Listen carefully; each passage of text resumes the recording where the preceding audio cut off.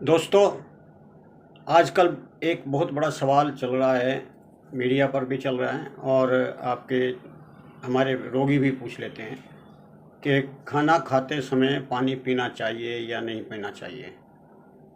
अधिकतर लोग जानते हैं कि आधा घंटे पहले या 1 घंटे पहले पिएं, भोजन से पहले, और भोजन करने के बाद 1 घंटे तक पानी ना पिएं।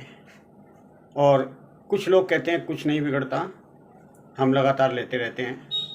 तो ये असलियत इसकी क्या है, इसको जानने के लिए आज मेरी इस वीडियो को आप ध्यान से सुनें और लास्ट तक सुनें कि आयुर्वेद क्या कहता है।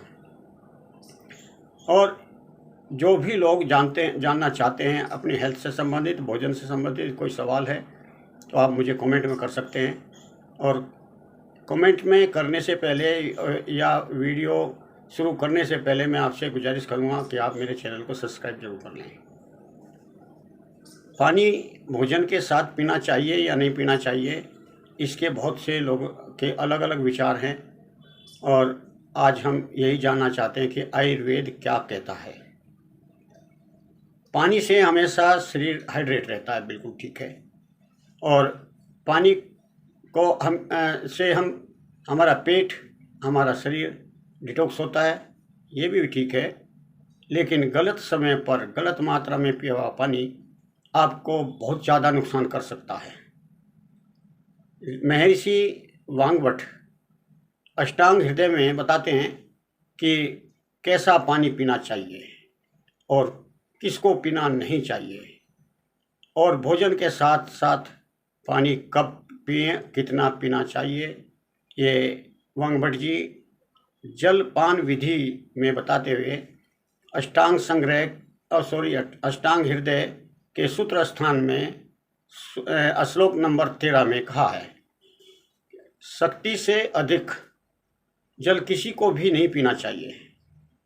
और जिनको मंदाग्नि है, गुल्म है यानी कि पेट में गांठ सी बनी है, या पांडु रोग है, उदर रोग है यानी कि पेट का कोई रोग है, और अतिसार या बार बार लैट्रिन को जाता है, अर्श यानी कि बवासीर है, गृहिणी रोग यानी कि IBS, और शोष यानी कि TB, राजक्षमा, तथा शोथ रोग यानी कि सूजन का रोग, शरीर में कई सूजन है, तो ऐसे रोगियों को पानी बहुत ही थोड़ा पीना चाहिए। भोजन के साथ जलपान का क्या प्रभाव पड़ता है? ऋषि कहते हैं, सम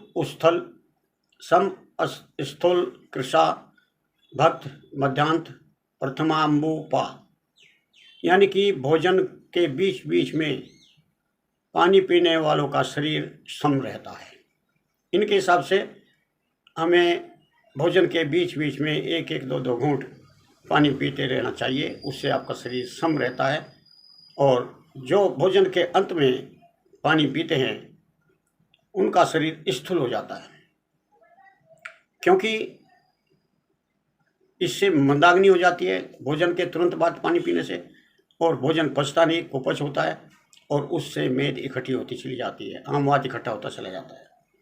और भोजन से पहले पानी अगर पी लिया जाए तो उसका शरीर क्रश हो जाता है, दुर्बल हो जाता है, यानी कि आदमी पतला हो जाता है, क्योंकि फिर वो भोजन ज़्यादा नहीं कर सकता।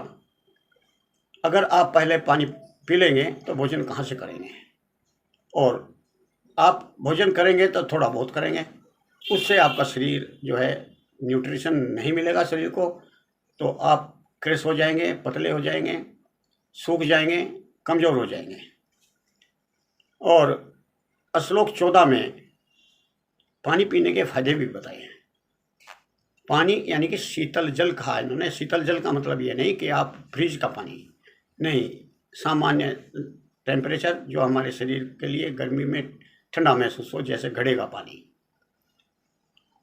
इसके पानी पीने से मत्यान्ध रोग यानी कि शराब या नशे की चीज़ के बाद जो भी रोग पैदा होता है, वह रोग आराम मिलता है पानी पीने, ठंडे पानी पीने से। ग्लानि यानी कि जिसका हर्ष यानी कि उत्साह अक्षय हो गया हो, मूर्छा आती हो, बार बार बेहोश हो जाता है। सर्दी यानी कि वमन होना, यानी उल्टी वोमिटिंग होना, जिसको वोमिटिंग हुई है। श्रम यानी कि थकावट हो गई है कार्य करने से या किसी भी कारण से। और भ्रम, तृष्णा यानी कि प्यास। उष्म यानी कि पसीने की अधिकता आ जाए। दाह, शरीर में जलन हो। पित्त विकार और विष विकार यानी कि पित्त बढ़ जाने के कारण जो रोग होते हैं, और जहर के कारण शरीर के अंदर टॉक्सिन्स ज़्यादा इकट्ठे हो जाते हैं, उसके कारण जितने भी रोग होते हैं ठंडे पानी पीने से काफ़ी आराम मिलते हैं। शास्त्रों में पानी के काफ़ी रूल्स हैं, वो इस एक वीडियो में नहीं आ सकते क्योंकि वीडियो बहुत ही लंबी हो जाएगी।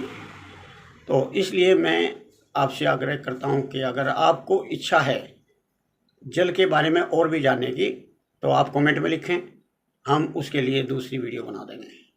और ये वीडियो अगर आपको अच्छी लगी तो इसे लाइक करें और अपने दोस्तों को इस जानकारी के लिए ज़रूर दें जिनको भ्रम है कि पानी पहले पीने से या बाद में पीने से कुछ नहीं होता।